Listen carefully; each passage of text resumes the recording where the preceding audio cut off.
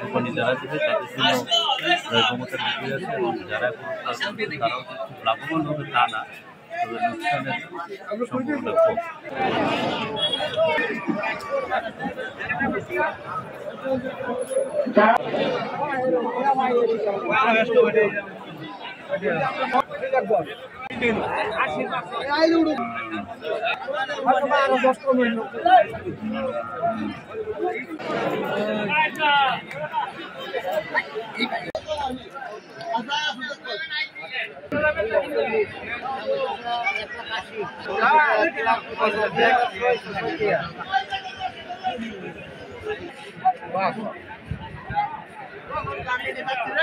Company যারা দিবে তাদের জন্য ক্ষমতার বিক্রি আছে এবং যারা তারাও খুব লাভবান হবে তা না, তবে লোকসানের সম্ভাবনা কম।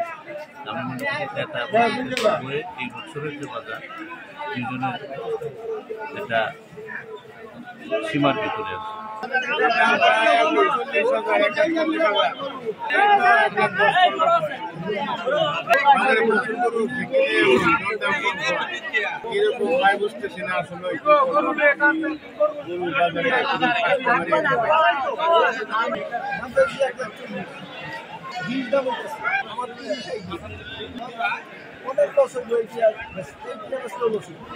এখন তো ঈদের ঠিক আগ মুহূর্ত, হ্যাঁ, এর মাঝে অনেক বাজার চলে গেছে, অনেকে কেনাকাটা করে ফেলেছে।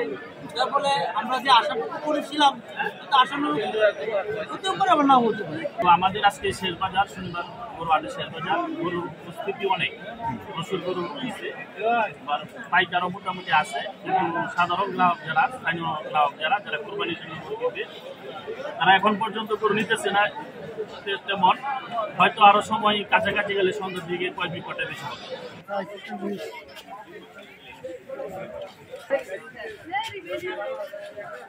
ঈদুল আজহা উপলক্ষে শুরু হয়েছে পশু বেচা কিনা।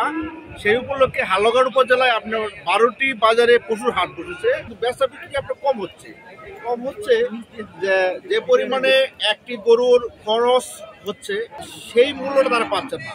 অনেক কাছে জানতে পারলাম যে আপনার যে পরিমাণে ক্রেতা মূল্য চাচ্ছে, এই পরিমাণে যদি বিক্রি করা হয় তাহলে তাদের পশুটি লস হবে, আর লস হতে আপনার এই পরিমাণে অনেকে পশু নিয়ে দাঁড়িয়ে আছেন। তারপরে আপনার তবে আর যারা দূর দূরান্ত থেকে আসছে আপনার পাইকাররাও ঠিক কম মূল্য চাওয়াতেই যারা বিক্রেতা তারাও ঠিক বিক্রি করছেন না।